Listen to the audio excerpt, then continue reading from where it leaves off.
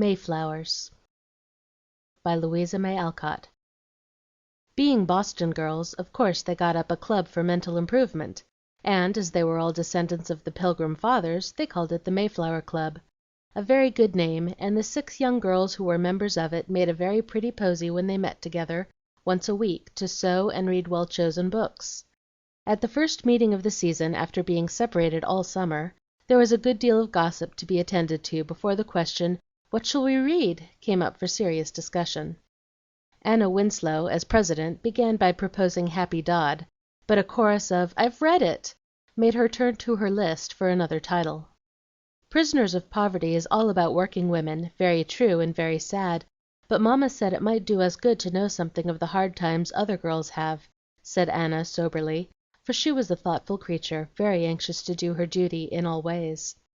"I'd rather not know about sad things, since I can't help to make them any better," answered Ella Carver, softly patting the apple blossoms she was embroidering on a bit of blue satin. "But we might help if we really tried, I suppose. You know how much Happy Dodd did when she once began, and she was only a poor little girl, without half the means of doing good which we have," said Anna, glad to discuss the matter, for she had a little plan in her head and wanted to prepare a way for proposing it. "Yes, I'm always saying that I have more than my share of fun and comfort and pretty things, and that I ought and will share them with some one. But I don't do it, and now and then, when I hear about real poverty or dreadful sickness, I feel so wicked it quite upsets me. If I knew how to begin, I really would. But dirty little children don't come in my way, nor tipsy women to be reformed, nor nice lame girls to sing and pray with as it all happens in books," cried Marion Warren, with such a remorseful expression on her merry round face that her mates laughed with one accord. "I know something that I could do if I only had the courage to begin it. But Papa would shake his head unbelievingly, and Mamma worry about its being proper, and it would interfere with my music, and everything nice that I especially wanted to go to would be sure to come on whatever day I set for my good work, and I should get discouraged or ashamed and not half do it, so I don't begin, but I know I ought." And Elizabeth Alden rolled her large eyes from one friend to another, as if appealing to them to goad her to this duty by counsel and encouragement of some sort. "Well, I suppose it's right, but I do perfectly hate to go poking round among poor folks, smelling bad smells, seeing dreadful sights, hearing woeful tales, and running the risk of catching fever and diphtheria and horrid things. I don't pretend to like charity, but say right out I'm a silly, selfish wretch, and want to enjoy every minute and not worry about other people. Isn't it shameful?" Maggie Bradford looked such a sweet little sinner as she boldly made this sad confession that no one could scold her, though Ida Standish, her bosom friend, shook her head, and Anna said, with a sigh, "I'm afraid we all feel very much as Maggie does, though we don't own it so honestly. Last spring when I was ill and thought I might die, I was so ashamed of my idle, frivolous winter that I felt I'd give all I had to be able to live it over and do better. Much is not expected of a girl of 18, I know, but oh, there were heaps of kind little things I might have done if I hadn't thought only of myself. I resolved if I lived I'd try at least to be less selfish, and make some one happier for my being in the world. I tell you, girls, it's rather solemn when you lie expecting to die, and your sins come up before you, even though they are very small ones. I never shall forget it, and after my lovely summer I mean to be a better girl and lead a better life if I can." Anna was so much in earnest that her words, straight out of a very innocent and contrite heart, touched her hearers deeply, and put them in the right mood to embrace her proposition. No one spoke for a moment, then Maggie said quietly, "I know what it is. I felt very much so when the horses ran away, and for 15 minutes I sat clinging to Mamma, expecting to be killed. Every unkind, undutiful word I had ever said to her came back to me, and was worse to bear than the fear of sudden death. It scared a great deal of naughtiness out of me, and dear Mamma and I have been more to each other ever since." "Let us begin with the prisoners of poverty, and perhaps it will show us something to do," said Lizzie. "But I must say I never felt as if shop girls needed much help. They generally seem so contented with themselves and so pert or patronizing to us that I don't pity them a bit, though it must be a hard life." "I think we can't do much in that direction, except set an example of good manners when we go shopping. I want to propose that we each choose some small charity for this winter, and do it faithfully. That will teach us how to do more by and by, and we can help one another with our experiences, perhaps, or amuse with our failures. What do you say?" asked Anna, surveying her 5 friends with a persuasive smile. "What could we do?"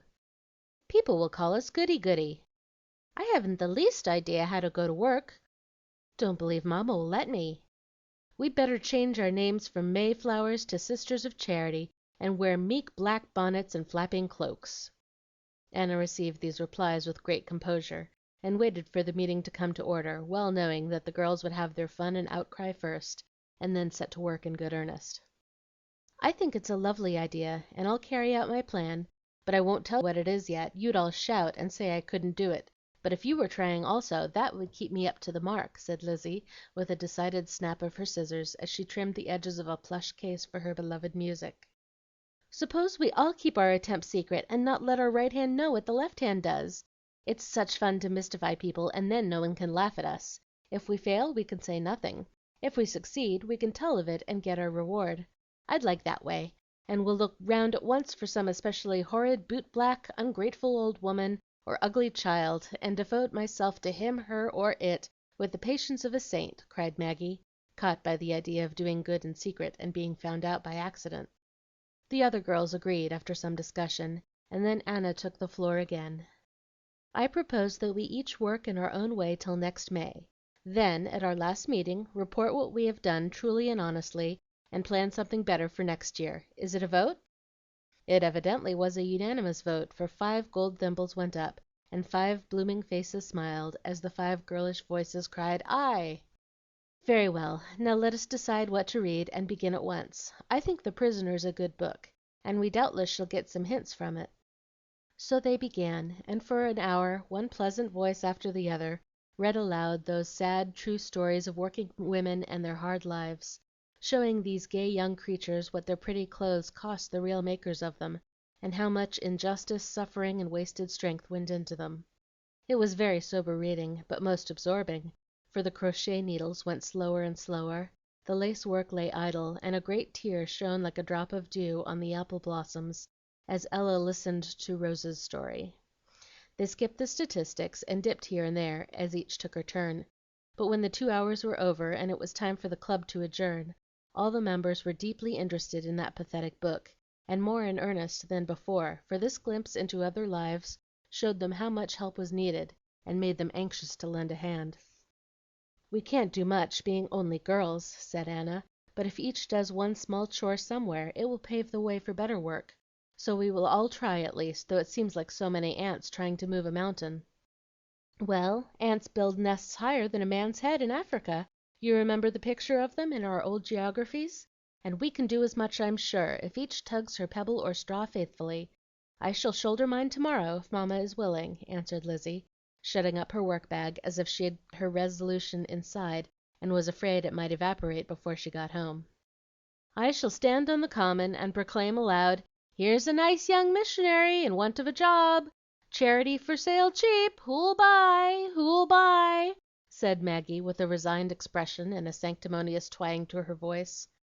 "I shall wait and see what comes to me, since I don't know what I'm fit for." And Marion gazed out the window as if expecting to see some interesting pauper waiting for her to appear.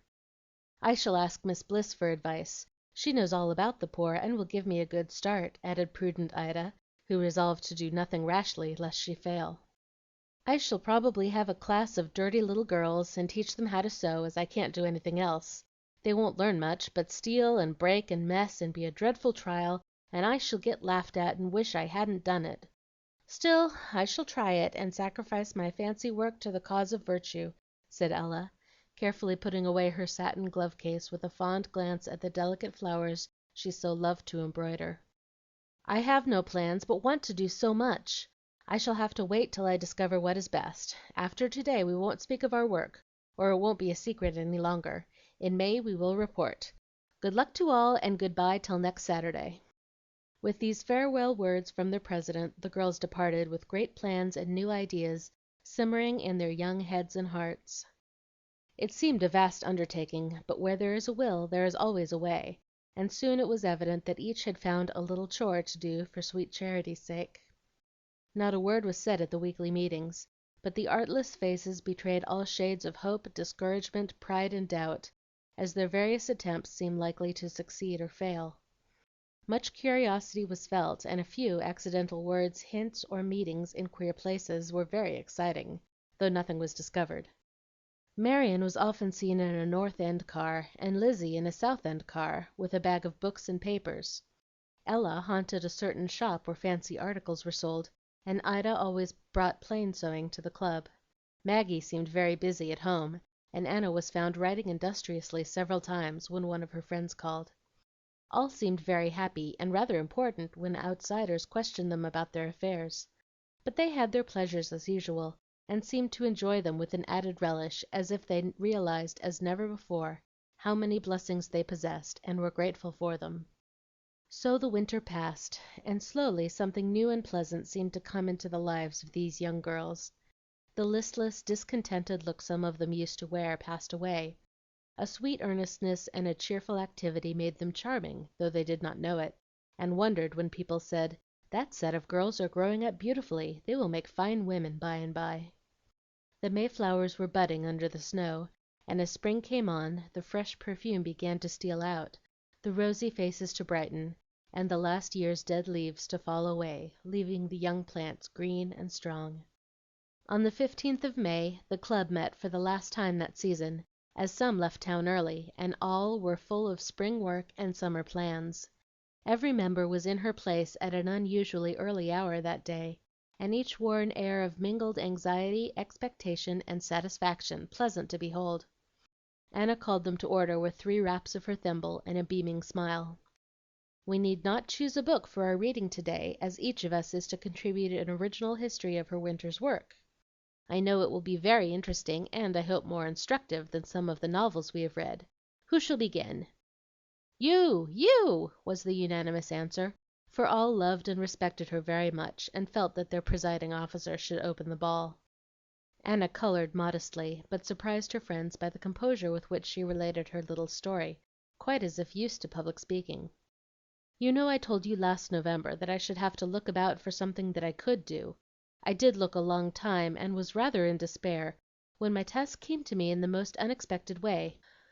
Our winter work was being done, so I had a good deal of shopping on my hands, and found it less of a bore than usual, because I liked to watch the shop girls, and wish I dared ask some of them if I could help them. I went often to get trimmings and buttons at Cotton's, and had a good deal to do with the 2 girls at that counter. They were very obliging and patient about matching some jet ornaments for Mamma, and I found out that their names were Mary and Maria Porter. I liked them, for they were very neat and plain in their dress, not like some, who seem to think that if their waists are small and their hair dressed in the fashion, it is no matter how soiled their collars are, nor how untidy their nails. Well, one day, when I went for certain kinds of buttons which were to be made for us, Maria, the younger one who took the order, was not there. I asked for her, and Mary said she was at home with a lame knee. I was so sorry, and ventured to put a few questions in a friendly way. Mary seemed glad to tell her troubles, and I found that Ria, as she called her sister, had been suffering for a long time, but did not complain for fear of losing her place. No stools are allowed at Cotton's, so the poor girls stand nearly all day, or rest a minute now and then on a half-open drawer. I had seen Maria doing it, and wondered why some one did not make a stir about seats in this place, as they have in other stores, and got stools for the shop women.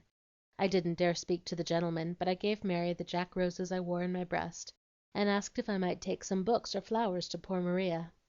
It was lovely to see her sad face light up, and hear her thank me when I went to see her, for she was very lonely without her sister, and discouraged about her place.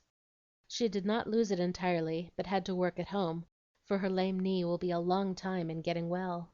I begged Mamma and Mrs. Ailingham to speak to Mr. Cotton for her, so she got the mending of the jet and beadwork to do, and buttons to cover, and things of that sort. Mary takes them to and fro, and Maria feels so happy not to be idle. We also got stools for all the other girls in that shop. Mrs. Ailingham is so rich and kind she can do anything, and now it's such a comfort to see those tired things resting when off duty, that I often go in to enjoy the sight." Anna paused as cries of "Good, good!" interrupted her tale, but she did not add the prettiest part of it, and tell how the faces of the young women behind the counters brightened when she came in, nor how gladly all served the young lady who showed them what a true gentlewoman was. "I hope that isn't all," said Maggie, eagerly. "Only a little more.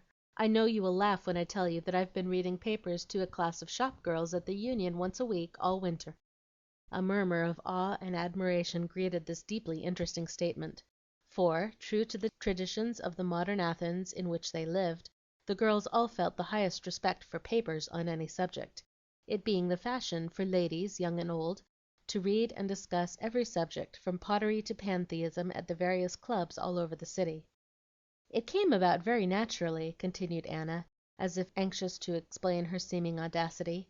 "I used to go see Molly and Ria, and hear all about their life and its few pleasures, and learn to like them more and more. They had only each other in the world, lived in 2 rooms, worked all day, and in the way of amusement or instruction had only what they found at the Union in the evening. I went with them a few times, and saw how useful and pleasant it was, and wanted to help, as other kind girls only a little older than I did. Eva Randall read a letter from a friend in Russia one time, and the girls enjoyed it very much. That reminded me of my brother George's lively journals, written when he was abroad. You remember how we used to laugh over them when he sent them home? Well, when I was begged to give them an evening, I resolved to try one of those amusing journal letters, and chose the best, all about how George and a friend went to the different places Dickens describes in some of his funny books. I wish you could have seen how those dear girls enjoyed it, and laughed till they cried over the dismay of the boys when they knocked at a door in Kingsgate Street and asked if Mrs. Gamp lived there. It was actually a barber's shop, and a little man, very like Paul Sweedlepipes, told them Mrs. Britton was the nurse as lived there now. It upset those rascals to come so near the truth, and they ran away because they couldn't keep sober." The members of the club indulged in a general smile as they recalled the immortal Sari, with the bottle on the mantel shelf, the cowcumber, and the wooden pippins. Then Anna continued with an air of calm satisfaction, quite sure now of her audience and herself. "It was a great success, so I went on, and when the journals were done I used to read other things, and picked up books for their library, and helped in any way I could, while learning to know them better and give them confidence in me. They are proud and shy, just as we should be, but if you really want to be friends, and don't mind rebuffs now and then, they come to trust and like you, and there is so much to do for them one need never sit idle any more. I won't give names, as they don't like it, nor tell how I tried to serve them, but it is very sweet and good for me to have found this work, and to know that each year I can do it better and better. So I feel encouraged, and am very glad I began, as I hope you all are. Now, who comes next?" As Anna ended, the needles dropped, and 10 soft hands gave her a hearty round of applause, for all felt that she had done well, and chosen a task especially fitted to her powers, as she had money, time, tact, and the winning manners that make friends everywhere. Beaming with pleasure at their approval, but feeling that they made too much of her small success, Anna called the club to order by saying, "Ella looks as if she were anxious to tell her experiences, so perhaps we had better ask her to hold forth next." "Hear, hear!" cried the girls, and, nothing loath, Ella promptly began with twinkling eyes and a demure smile, for her story ended romantically. "If you are interested in shop girls, Miss President and ladies, you will like to know that I am one, at least a silent partner and co-worker in a small fancy store at the West End." "No!" exclaimed the amazed club with one voice; and satisfied with this sensational beginning, Ella went on. "I really am, and you have bought some of my fancy work. Isn't that a good joke? You needn't stare so, for I actually made that needlebook, Anna, and my partner knit Lizzie's new cloud. This is the way it all happened. I didn't wish to waste any time, but one can't rush into the street and collar shabby little girls and say, 'Come along and learn to sew,' without a struggle, so I thought I'd go and ask Mrs. Brown how to begin. Her branch of the Associated Charities is in Laurel Street, not far from our house, you know, and the very day after our last meeting I posted off to get my chore. I expected to have to fit work for poor needlewomen, or go to see some dreadful sick creature, or wash dirty little Pats, and was bracing up my mind for whatever might come as I toiled up the hill in a gale of wind. Suddenly my hat flew off and went gaily skipping away, to the great delight of some black imps, who only grinned and cheered me on as I trotted after it with wild grabs and wrathful dodges. I got it at last out of a puddle, and there I was in a nice mess. The elastic was broken, feather wet, and the poor thing all mud and dirt. I didn't care much, as it was my old one, dressed for my work, you see, but I couldn't go home bareheaded, and I didn't know a soul in that neighborhood. I turned to step into a grocery store at the corner, to borrow a brush or buy a sheet of paper to wear, for I looked like a lunatic with my battered hat and my hair in a perfect mop. Luckily I spied a women's fancy shop on the other corner, and rushed in there to hide myself, for the brats hooted and people stared. It was a very small shop, and behind the counter sat a tall, thin, washed out looking woman, making a baby's hood. She looked poor and blue, and rather sour, but took pity on me, and while she sewed the cord, dried the feather, and brushed off the dirt, I warmed myself, and looked about to see what I could buy in return for her trouble. A few children's aprons hung in the little window, with some knit lace, balls, and old fashioned garters, 2 or 3 dolls, and a very poor display of small wares. In a show case, however, on the table that was the counter, I found some really pretty things, made of plush, silk, and ribbon, with a good deal of taste. So I said I'd buy a needlebook and a gay ball, and a pair of distracting baby shoes, made to look like little open work socks with pink ankle ties, so cunning and dainty I was glad to get them for Cousin Clara's baby. The woman seemed pleased, though she had a grim way of talking, and never smiled once. I observed that she handled my hat as if used to such work, and evidently liked to do it. I thanked her for repairing damages so quickly and well, and she said, with my hat on her hand, as if she hated to part with it, "I'm used to millineryin, and never should have give it up if I didn't have my folks to see to. I took this shop, hoping to make things go, as such a place was needed round here, but mother broke down and is a sight of care, so I couldn't leave her, and doctors is expensive, and times hard, and I had to drop my trade and fall back on pins and needles and so on." Ella was a capital mimic, and imitated the nasal tones of the Vermont woman to the life, with a doleful pucker of her own blooming face, which gave such a truthful picture of poor Miss Almira Miller that those who had seen her recognized it at once, and laughed gayly. "Just as I was murmuring a few words of regret at her bad luck," continued Ella, "a sharp voice called from a back room, 'Almiry! Almiry! Come here!' It sounded like a very cross parrot, but it was the old lady, and when I put on my hat I heard her asking who was in the shop, and what we were gabbin' about. Her daughter told her, and the old soul demanded to 'see the gal,' so I went in, being ready for fun as usual. It was a little, dark, dismal place, but as neat as a pin, and in the bed sat a regular Grandma Smallweed, smoking a pipe, with a big cap, a snuff box, and a red cotton handkerchief. She was a tiny, dried up thing, brown as a berry, with eyes like black beads, a nose and chin that nearly met, and hands like birds' claws.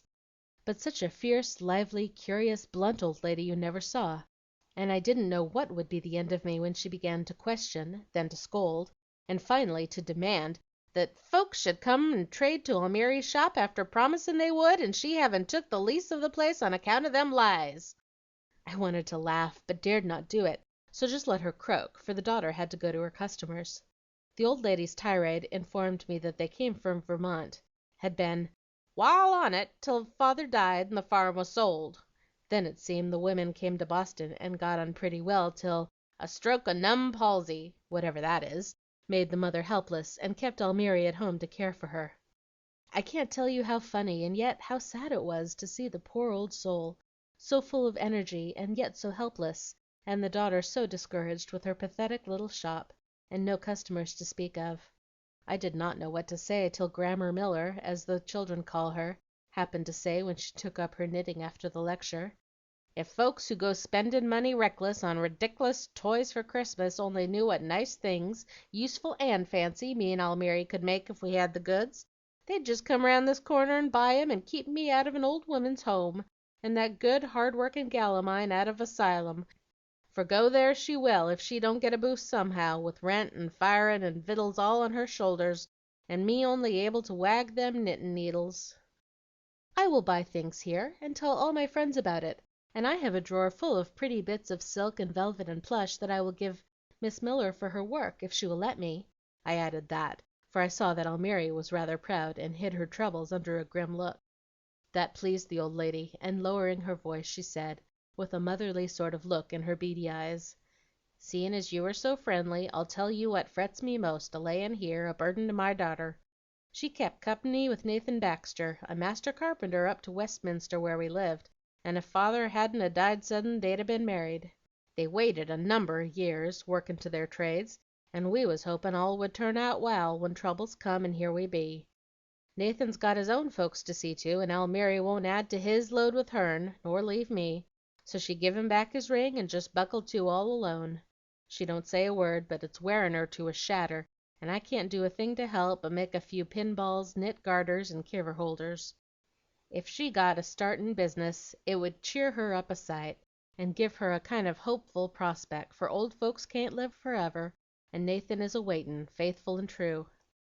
That just finished me, for I am romantic, and do enjoy love stories with all my heart, even if the lovers are only a skinny spinster and a master carpenter. So I just resolved to see what I could do for poor Almiry and the peppery old lady. I didn't promise anything but my bits, and taking the things I bought, went home to talk it over with Mamma. I found she had often got pins and tape and such small wares at the little shop, and found it very convenient, though she knew nothing about the Millers. She was willing I should help if I could, but advised going slowly and seeing what they could do first. We did not dare to treat them like beggars, and send them money and clothes, and tea and sugar, as we do the Irish, for they were evidently respectable people, and proud as poor. So I took my bundle of odds and ends, and Mamma added some nice large pieces of dresses we had done with, and gave a fine order for aprons and holders and balls for our church fair. It would have done your hearts good, girls, to see those poor old faces light up as I showed my scraps, and asked if the work would be ready by Christmas. Grammer fairly swam in the gay colors I strewed over her bed, and enjoyed them like a child, while Almiry tried to be grim, but had to give it up, as she began at once to cut out aprons, and dropped tears all over the muslin when her back was turned to me. I didn't know a washed-out old maid could be so pathetic." Ella stopped to give a regretful sigh over her past blindness, while her hearers made a sympathetic murmur, for young hearts are very tender, and take an innocent interest in lovers' sorrows, no matter how humble. "Well, that was the beginning of it. I got so absorbed in making things go well that I didn't look any further, but just buckled to with Miss Miller and helped run that little shop. No one knew me in that street, so I slipped in and out and did what I liked. The old lady and I got to be great friends, though she often pecked and croaked like a cross raven, and was very wearing. I kept her busy with her pin balls and knittin' work, and supplied Almiry with pretty materials for the various things I found she could make. You wouldn't believe what dainty bows those long fingers could tie, what ravishing doll's hats she would make out of a scrap of silk and lace, or the ingenious things she concocted with cones and shells and fans and baskets. I love such work, and used to go and help her often, for I wanted her window and shop to be full for Christmas, and lure in plenty of customers. Our new toys and the little cases of sewing silk sold well, and people began to come more after I lent Almiry some money to lay in a better stock of goods. Papa enjoyed my business venture immensely, and was never tired of joking about it. He actually went and bought balls for 4 small black boys who were gluing their noses to the window one day, spellbound by the orange, red, and blue treasures there. He liked my partner's looks, though he teased me by saying that we'd better add lemonade to our stock, as poor dear Almiry's face would make lemons unnecessary, and sugar and water were cheap. Well, Christmas came, and we did a great business, for Mamma came and sent others, and our fancy things were as pretty and cheaper than those at the art stores, so they went well, and the Millers were cheered up, and I felt encouraged, and we took a fresh start after the holidays. One of my gifts at New Year was my own glove case. You remember the apple blossom thing I began last autumn? I put it in our window to fill up, and Mamma bought it and gave it to me full of elegant gloves with a sweet note, and Papa sent a check to Miller, Warren and Company. I was so pleased and proud I could hardly help telling you all. But the best joke was the day you girls came in and bought our goods, and I peeped at you through the crack of the door, being in the back room, dying with laughter to see you look around and praise our nice assortment of useful and pretty articles. That's all very well, and we can bear to be laughed at if you succeeded, miss. But I don't believe you did, for no Millers are there now. Have you taken a palatial store on Boylston Street for this year, intending to run it alone? We'll all patronize it, and your name will look well on a sign," said Maggie, wondering what the end of Ella's experience had been. "Ah, I still have the best of it, for my romance finished up delightfully, as you shall hear. We did well all winter, and no wonder. What was needed was a little boost in the right direction, and I could give it, so my Millers were much comforted, and we were good friends. But in March Grammer died suddenly, and poor Almiry mourned as if she had been the sweetest mother in the world. The old lady's last wishes were to be laid out harnsome in a cap with a pale blue satin ribbon, white wasn't becomin', To have at least 3 carriages to the funeral, and be sure a paper with her death in it was sent to N. Baxter, Westminster, Vermont. I faithfully obeyed her commands, put on the ugly cap myself, gave a party of old ladies from the home a drive in the hacks, and carefully directed a marked paper to Nathan, hoping that he had proved faithful and true. I didn't expect he would, so was not surprised when no answer came. But I was rather amazed when Almiry told me she didn't care to keep on with the store now she was free. She wanted to visit her friends a spell this spring, and in the fall would go back to her trade in some milliner's store. I was sorry, for I really enjoyed my partnership. It seemed a little bit ungrateful, after all my trouble in getting her customers, but I didn't say anything, and we sold out to the widow Bates, who is a good soul with 6 children, and will profit by our efforts. Almiry bid me good bye with all the grim look gone out of her face, many thanks, and a hearty promise to write soon. That was in April. A week ago I got a short letter saying: "Dear friend, you will be pleased to hear that I am married to Mr. Baxter and shall remain here. He was away when the paper came with mother's death, but as soon as he got home he wrote. I couldn't make up my mind till I got home and see him. Now it's all right, and I am very happy. Many thanks for all you done for me and mother. I shall never forget it. My husband sends respects, and I remain yours gratefully, Almira M. Baxter." That's splendid! You did well, and next winter you can look up another sour spinster and cranky old lady and make them happy," said Anna, with the approving smile all loved to receive from her. "My adventures are not a bit romantic, or even interesting, and yet I've been as busy as a bee all winter, and enjoyed my work very much," began Elizabeth, as the president gave her a nod. "The plan I had in mind was to go and carry books and papers to the people in hospitals, as one of Mamma's friends has done for years. I went once to the city hospital with her, and it was very interesting, but I didn't dare to go to the grown people all alone. So I went to the children's hospital, and soon loved to help amuse the poor little dears. I saved all the picture books and papers I could find for them, dressed dolls and mended toys, and got new ones, and made bibs and nightgowns, and felt like the mother of a large family. I had my pets, of course, and did my best for them, reading and singing and amusing them, for many suffered much. One little girl was so dreadfully burned she could not use her hands, and would lie and look at a gay dolly tied to the bedpost by the hour together, and talk to it and love it, and died with it on her pillow when I sung lullaby to her for the last time. I keep it among my treasures, for I learned a lesson in patience from little Nora that I can never forget. Then Jimmy Dolan with hip disease was a great delight to me, for he was as gay as a lark in spite of pain, and a real little hero in the way he bore the hard things that had to be done to him. He never can get well, and he is at home now, but I still see to him, and he is learning to make toy furniture very nicely, so that by and by, if he gets able to work at all, he may be able to learn a cabinet maker's trade or some easy work. But my pet of pets was Johnny, the blind boy. His poor eyes had to be taken out, and there he was left so helpless and pathetic, all his life before him, and no one to help him, for his people were poor, and he had to go away from the hospital since he was incurable. He seemed almost given to me, for the first time I saw him I was singing to Jimmy, when the door opened and a small boy came fumbling in. "I hear a pretty voice. I want to find it," he said, stopping as I stopped, with both hands out, as if begging for more.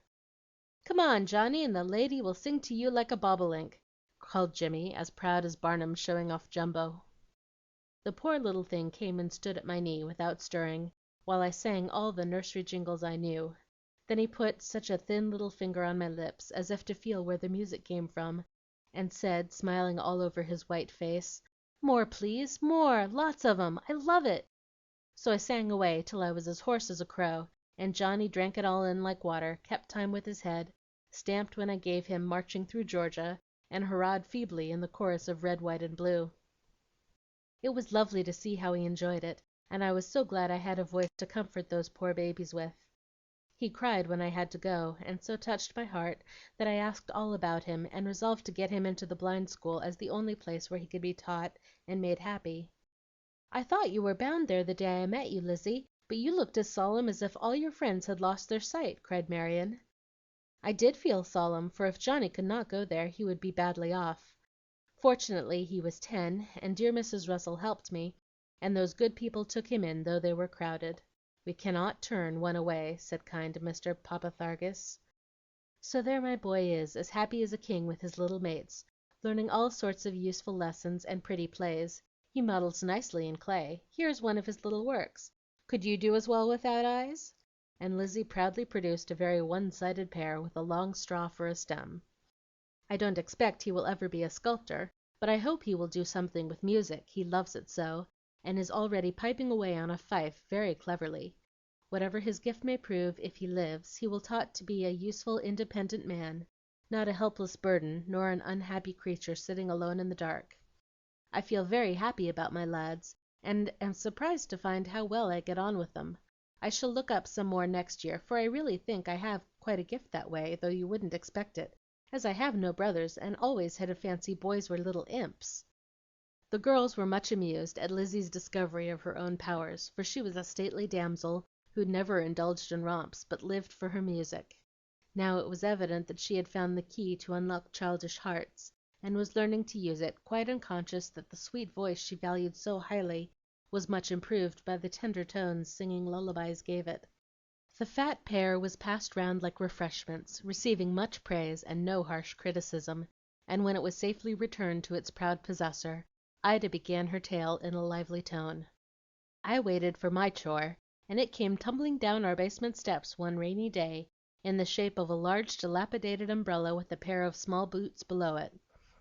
A mild howl made me run to open the door, for I was at lunch in the dining room all alone, and rather blue because I couldn't go over to see Ella. A very small girl lay with her head in a puddle at the foot of the steps, the boots waving in the air, and the umbrella brooding over her like a draggled green bird. "'Are you hurt, child?' said I. "'No, I thank you, ma'am,' said the mite, quite calmly, as she sat up and settled a woman's shabby black hat on her head. "'Did you come begging?' I asked. "'No, ma'am. I came for some things Mrs. Grover's got for us. She told me to. I don't beg.' And up rose the sopping thing with great dignity. So I asked her to sit down, and ran up to call Mrs. Grover.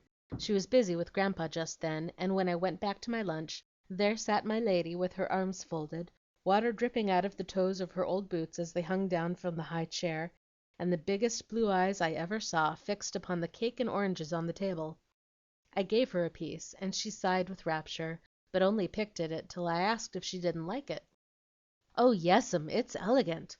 Only I was wishin' I could take it to Caddy and Tot, if you didn't mind. They never had frostin' in all their lives, and I did once.' Of course I put up a little basket of cakes and oranges and figs, and while Lotty feasted we talked. I found that their mother washed dishes all day in a restaurant over by the Albany station, leaving the three children alone in the room they have on Berry Street. Think of that poor thing going off before light these winter mornings, to stand over horrid dishes all day long, and those three scraps of children alone till night. Sometimes they had a fire, and when they hadn't they stayed in bed. Broken food and $4 a week was all the woman got, and on that they tried to live.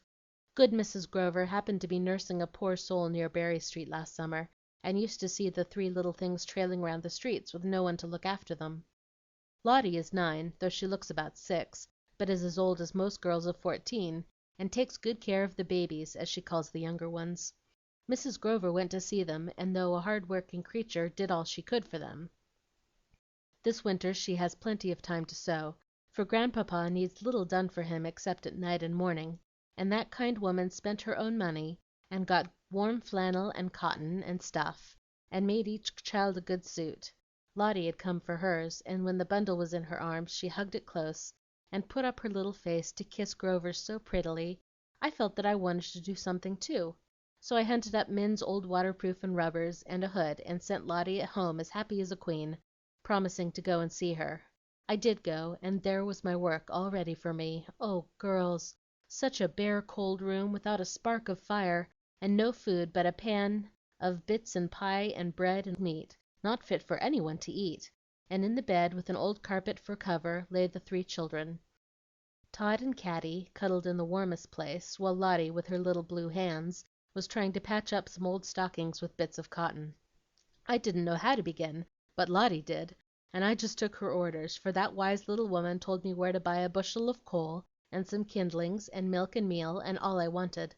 I worked like a beaver for an hour or two, and was so glad I had been to a cooking class, for I could make a fire with Lotty to do the grubby part, and start a nice soup with the cold meat and potatoes and an onion or two. Soon the room was warm and full of a nice smell, and out of bed tumbled the babies, to dance round the stove and sniff at the soup, and drink milk like hungry kittens till I could get bread and butter ready. It was great fun, and when we had cleared things up a bit, and I had put food for supper in the closet, and told Lotty to warm a bowl of soup for her mother and keep the fire going, I went home, tired and dirty, but very glad I had found something to do. It is perfectly amazing how little poor people's things cost, and yet they can't get the small amount of money needed without working themselves to death. Why, all I bought didn't cost more than I often spend for flowers, or theatre tickets, or lunches, and it made those poor babies so comfortable I could have cried to think I had never done it before." Ida paused to shake her head remorsefully, then went on with her story, sewing busily all the while on an unbleached cotton nightgown, which looked about fit for a large doll. I have no romantic things to tell, for poor Mrs. Kennedy was a shiftless, broken down woman who could only "sozzle round," as Mrs. Grover said, and rub along with help from any one who would lend a hand. She had lived out, married young, and had no faculty about anything, so when her husband died and she was left with 3 little children, it was hard to get on with no trade, feeble health, and a discouraged mind. She does her best, loves the girls, and works hard at the only thing she can find to do, but when she gives out they will all have to part, she to a hospital and the babies to some home. She dreads that, and tugs away, trying to keep together and get ahead. Thanks to Mrs. Grover, who is very sensible and knows how to help poor people, we have made things comfortable, and the winter has gone nicely. The mother has got work nearer home. Lotty and Caddy go to school, and Tot is safe and warm, with Miss Parsons to look after her. Miss Parsons is a young woman who is freezing and starving in a little room upstairs, too proud to beg, and too shy and sick to get much work. I found her warming her hands one day in Mrs. Kennedy's room, and hanging over the soup pot as if she was eating the smell. It reminded me of the picture in Punch where the 2 beggar boys look in at a kitchen, sniffing at the nice dinner cooking there. One says, "I don't care for the meat, Bill, but I don't mind if I takes a smell at the puddin' when it's dished." I proposed a lunch at once, and we all sat down, and ate soup out of yellow bowls with pewter spoons with such a relish it was fun to see. I had on my old rig, so poor Parsons thought I was some dressmaker or work girl, and opened her heart to me as she would never have done if I had gone and demanded her confidence, and patronized her as some people do when they want to help. I promised her some work, and proposed that she should do it in Mrs. K.'s room, as a favor, mind you, so that the older girls could go to school and Tot have some one to look after her. She agreed, and that saved her fire, and made the K's all right. Sarah, that's Miss P., tried to stiffen up when she learned where I lived, but she wanted the work, and soon found I didn't put on airs, but lent her books, and brought her and Tot my bouquets and favors after a German, and told her pleasant things, as she sat cooking her poor chilblainy feet in the oven, as if she could never get thawed out. This summer the whole batch are to go to Uncle Frank's farm and pick berries, and get strong. He hires dozens of women and children during the fruit season, and Mrs. Grover said it was just what they all needed. So off they go in June, as merry as grigs, and I shall be able to look after them now and then, as I always go to the farm in July. That's all, not a bit interesting, but it came to me, and I did it, though only a small chore. I'm sure the helping of 5 poor souls is a fine work, and you may well be proud of it, Ida. Now I know why you wouldn't go to matinees with me, and buy every pretty thing we saw as you used to. The pocket money went for coal and food, and your fancy work was little clothes for these live dolls of yours.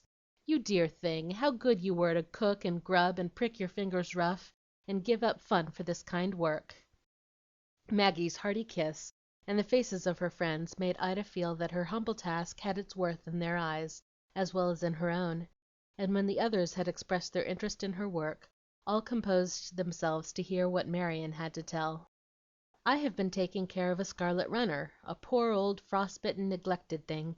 It is transplanted now, and doing well, I am happy to say." "What do you mean?" asked Ella, while the rest looked very curious. Marion picked up a dropped stitch in the large blue sock she was knitting, and continued, with a laugh in her eyes, "My dears, that is what we call the Soldiers' Messenger Corps, with their red caps and busy legs trotting all day. I've had one of them to care for, and a gorgeous time of it, I do assure you. But before I exult over my success, I must honestly confess my failures, for they were sad ones. I was so anxious to begin my work at once that I did go out and collar the first pauper I saw. It was an old man who sometimes stands at the corners of streets to sell bunches of ugly paper flowers. You've seen him, I dare say, in his magenta daisies and yellow peonies. Well, he was rather a forlorn object, with his poor old red nose and bleary eyes and white hair, standing at the windy corners silently holding out those horrid flowers. I bought all he had that day, and gave them to some colored children on my way home, and told him to come to our house and get an old coat Mamma was waiting to get rid of. He told a pitiful story of himself and his old wife, who made the paper horrors in her bed, and how they needed everything but didn't wish to beg. I was much touched, and flew home to look up the coat and some shoes, and when my old Lear came creeping in the back way, I ordered cook to give him a warm dinner and something nice for the old woman. I was called upstairs while he was mumbling his food and blessing me in the most lovely manner, and he went away much comforted, I flattered myself. But an hour later, up came the cook in a great panic to report that my venerable and pious beggar had carried off several of Papa's shirts and pairs of socks out of the clothes basket in the laundry, and the nice warm hood we keep for the girl to hang out clothes in. I was very angry, and taking Harry with me, went at once to the address the old rascal gave me, a dirty court out of Hanover Street. No such person had ever lived there, and my white-haired saint was a humbug. Harry laughed at me, and Mamma forbade me to bring any more thieves to the house, and the girls scolded awfully. Well, I recovered from the shock, and, nothing daunted, went off to the little Irish woman who sells apples on the common, not the fat, tosy one with the stall near West Street, but the dried up one who sits by the path, nodding over an old basket with 6 apples and 4 sticks of candy in it. No one ever seems to buy anything, but she sits there and trusts to kind souls dropping a dime now and then. She looks so feeble and forlorn on the cold, cold ground. She told me another sad tale of being all alone and unable to work, and as wake as weather gruel, without a ha'porth of flesh upon me bones, and for the love o' heaven give me a thrifle to kape the breath of life in a poor soul, with a bitter hard winter over me, and niver a chick or child to do a hand's turn. I hadn't much faith in her, remembering my other humbug, but I did pity the old mummy, so I got some tea and sugar, and a shawl, and used to give her my odd pennies as I passed. I never told at home, they made such fun of my efforts to be charitable. I thought I really was getting on pretty well after a time, as my old Biddy seemed quite cheered up, and I was planning to give her some coal, when she disappeared all of a sudden. I feared she was ill, and asked Mrs. Maloney, the fat woman, about her. "Lord love ye, miss dear, it's took up and sent to the island for 3 months she is, for a drunken old craythur is Biddy Ryan, and niver a cent but goes for whiskey, more shame to her, with a fine buyer of her own ready to kape her dacent." Then I was discouraged, and went home to fold my hands and see what fate would send me, my own efforts being such failures. "Poor thing, it WAS hard luck," said Elizabeth, as they sobered down after the gale of merriment caused by Marian's mishaps and her clever imitation of the brogue. "Now tell of your success in the Scarlet Runner," added Maggie. "Ah, that was sent, and so I prospered. I must begin ever so far back in war times, or I can't introduce my hero properly. You know Papa was in the army, and fought all through the war till Gettysburg, where he was wounded. He was engaged just before he went, so when his father hurried to him after that awful battle, Mamma went also, and helped nurse him till he could come home. He wouldn't go to an officers' hospital, but kept with his men in a poor sort of place, for many of his boys were hit, and he wouldn't leave them. Sergeant Joe Collins was one of the bravest, and lost his right arm saving the flag in one of the hottest struggles of that fight. He had been a Maine lumberman, and was over 6 feet tall, but as gentle as a child, and as jolly as a boy, and very fond of his colonel. Papa left first, but made Joe promise to let him know how he got on, and Joe did so till he too went home. Then Papa lost sight of him, and in the excitement of his own illness, and the end of the war, and being married, Joe Collins was forgotten, till we children came along and used to love to hear the stories of Papa's battles, and how the brave sergeant caught the flag when the bearer was shot, and held it in the rush till one arm was blown off and the other wounded. We have fighting blood in us, you know, so we were never tired of that story, though 25 years or more make it all as far away to us as the old Revolution, where our ancestor was killed at our Bunker Hill. Last December, just after my sad disappointments, Papa came home to dinner one day, exclaiming in great glee, "I've found old Joe!" A messenger came with a letter to me, and when I looked up to give my answer, there stood a tall, grizzled fellow, as straight as a ramrod, grinning from ear to ear, with his hand to his temple, saluting me in regular style. "Don't you remember Joe Collins, Colonel? Awful glad to see you, sir," said he. And then it all came back, and we had a good talk, and I found out that the poor old boy was down on his luck and almost friendless, but as proud and independent as ever, and bound to take care of himself while he had a leg to stand on. I've got his address, and mean to keep an eye on him, for he looks feeble and can't make much, I'm sure. We were all very glad, and Joe came to see us, and Papa sent him on endless errands, and helped him in that way till he went to New York. Then, in the fun and flurry of the holidays, we forgot all about Joe, till Papa came home and missed him from his post. I said I'd go and find him, so Harry and I rummaged about till we did find him, in a little house at the North End, laid up with rheumatic fever in a stuffy back room, with no one to look after him but the washerwoman with whom he boarded. I was so sorry we had forgotten him, but he never complained, only said with his cheerful grin, "I kinder mistrusted the Colonel was away, but I wasn't going to pester him." He tried to be jolly, though in dreadful pain, called Harry Major, and was so grateful for all we brought him, though he didn't want oranges and tea, and made us shout when I said, like a goose, thinking that was the proper thing to do, "Shall I bathe your brow, you are so feverish?" "No, thank ye, miss. It was swabbed pretty stiddy to the horspital, and I reckon a trifle of tobaccer would do more good and be a sight more relishin', if you excuse my mentionin' it." Harry rushed off and got a great lump and a pipe, and Joe lay blissfully puffing in a cloud of smoke when we left him, promising to come again.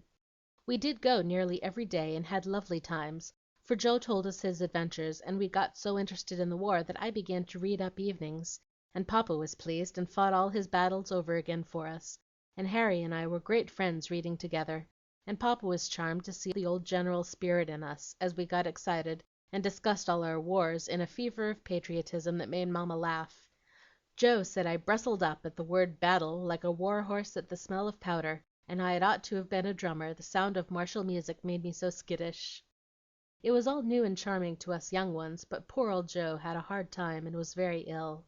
Exposure and fatigue, and scanty food, and loneliness, and his wounds were too much for him, and it was plain his working days were over. He hated the thought of the poorhouse at home, which was all his own town could offer him, and he had no friends to live with, and he could not get a pension, something being wrong about his papers, so he would have been badly off but for the soldiers' home at Chelsea. As soon as he was able, Papa got him in there, and he was glad to go, for that seemed the proper place, and a charity the proudest man might accept, after risking his life for his country. There is where I used to be going when you saw me, and I was so afraid you'd smell the cigars in my basket. The dear old boys always want them, and Papa says they must have them, though it isn't half so romantic as flowers and jelly and wine, and the dainty messes we women always want to carry. I've learned about different kinds of tobacco and cigars, and you'd laugh to see me deal out my gifts, which are received as gratefully as the Victoria Cross, when the Queen decorates her brave men. I'm quite a great gun over there, and the boys salute when I'm come, tell me their woes, and think that Papa and I can run the whole concern. I like it immensely, and am as fond and proud of my dear old Rex as if I'd been a Rigoletto and ridden on a cannon from my babyhood. That's my story, but I can't begin to tell how interesting it all is, nor how glad I am that it led me to look into the history of American wars, in which brave men of our name did their parts so well." A hearty round of applause greeted Marion's tale, for her glowing face and excited voice stirred the patriotic spirit of the Boston girls, and made them beam approvingly upon her. "Now, Maggie dear, last but not least, I'm sure," said Anna, with an encouraging glance, for she had discovered the secret of this friend, and loved her more than ever for it. Maggie blushed and hesitated as she put down the delicate muslin cap strings she was hemming with such care. Then, looking about her with a face in which both humility and pride contended, she said with an effort, "After the other lively experiences, mine will sound very flat. In fact, I have no story to tell, for my charity began at home and stopped there." "Tell it, dear. I know it is interesting and will do us all good," said Anna quickly, and thus supported, Maggie went on. "I planned great things and talked about what I meant to do, till Papa said one day, when things were in a mess, as they often are at our house, if the little girls who want to help the world along would remember that charity begins at home, they would soon find enough to do. I was rather taken aback, and said no more, but after Papa had gone to the office I began to think, and looked round to see what there was to be done at that particular moment. I found enough for that day, and took hold at once, for poor Mamma had one of her bad headaches, The children could not go out because it rained, and so were howling in the nursery. Cook was on a rampage, and Maria had the toothache. Well, I began by making Mamma lie down for a good long sleep. I kept the children quiet by giving them my ribbon box and jewelry to dress up with, put a poultice on Maria's face, and offered to wash the glass and silver for her to appease Cook, who was as cross as two sticks over extra work washing day. It wasn't much fun, as you may imagine, but I got through the afternoon and kept the house still, and at dusk crept into Mamma's room and softly built up the fire, so it should be cheery when she waked. Then I went trembling to the kitchen for some tea, and there found 3 girls calling, and high jinks going on, for one whisked a plate of cake into the table drawer, another put a cup under her shawl, and Cook hid the teapot, as I stirred round in the china closet before opening the slide, through a crack of which I had seen, heard, and smelt the party, as the children called it. I was angry enough to scold the whole set, but I wisely held my tongue, shut my eyes, and politely asked for some hot water, nodded to the guests, and told Cook Maria was better, and would do her work if she wanted to go out. So peace reigned, and as I settled the tray, I heard Cook say in her balmiest tone, for I suspect the cake and tea lay heavy on her conscience, "The mistress is very poorly, and Miss takes nice care of her, the dear." All blarney, but it pleased me and made me remember how feeble poor Mamma was, and how little I really did. So I wept a repentant weep as I toiled upstairs with my tea and toast, and found Mamma all ready for them, and so pleased to find things going well. I saw by that what a relief it would be to her if I did it oftener, as I ought, and I resolved that I would. I didn't say anything, but kept on doing whatever came along, and before I knew it, ever so many duties slipped out of Mamma's hands into mine, and seemed to belong to me. I don't mean that I liked them, and didn't grumble to myself. I did, and felt regularly crushed and injured sometimes when I wanted to go have my own fun. Duty is right, but it isn't easy, and the only comfort about it is a sort of quiet feeling you get after a while, and a strong feeling, as if you had found something to hold on to and keep you steady. I can't express it, but you know?" And Maggie looked wistfully at the other faces, some of which answered her with a quick flash of sympathy, and some only wore a puzzled yet respectful expression, as if they felt they ought to know but did not.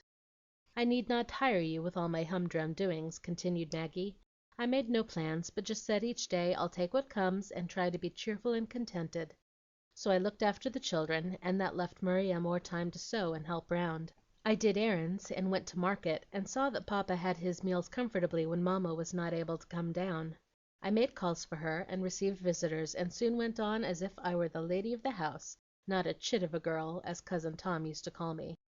The best of all were the cozy talks we had in the twilight, Mamma and I, when she was rested, and all the day's worry was over, and we were waiting for Papa. Now, when he came, I didn't have to go away, for they wanted to ask and tell me things, and consult about affairs, and make me feel that I was really the eldest daughter. Oh, it was just lovely to sit between them and know that they needed me and loved to have me with them. That made up for the hard and disagreeable things, and not long ago I got my reward. Mamma is better, and I was rejoicing over it when she said, 'Yes, I really am mending now, and hope soon to be able to relieve my good girl. But I want to tell you, dear, that when I was most discouraged, my greatest comfort was, that if I had to leave my poor babies, they would find such a faithful little mother in you.' I was so pleased I wanted to cry, for the children do love me, and run to me for everything now, and think the world of sister, and they didn't used to care much for me. But that wasn't all. I ought not to tell these things, perhaps, but I'm so proud of them I can't help it.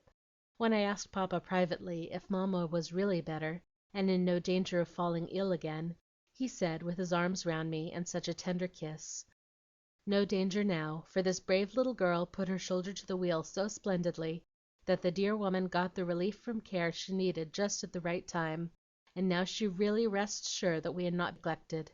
You couldn't have devoted yourself to a better charity, or done it more sweetly, my darling. God bless you.'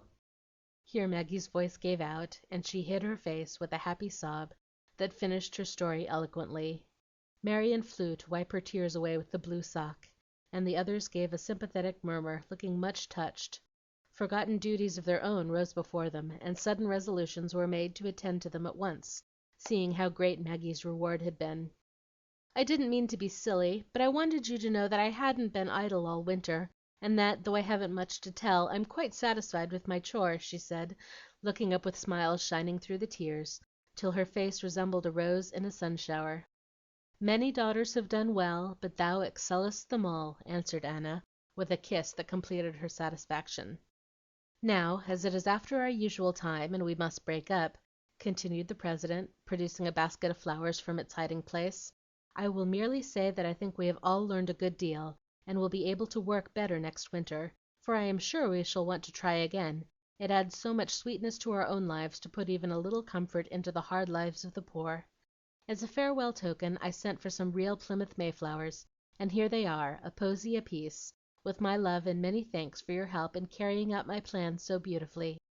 So the nosegays were bestowed, the last lively chat enjoyed, new plans suggested, and good byes said.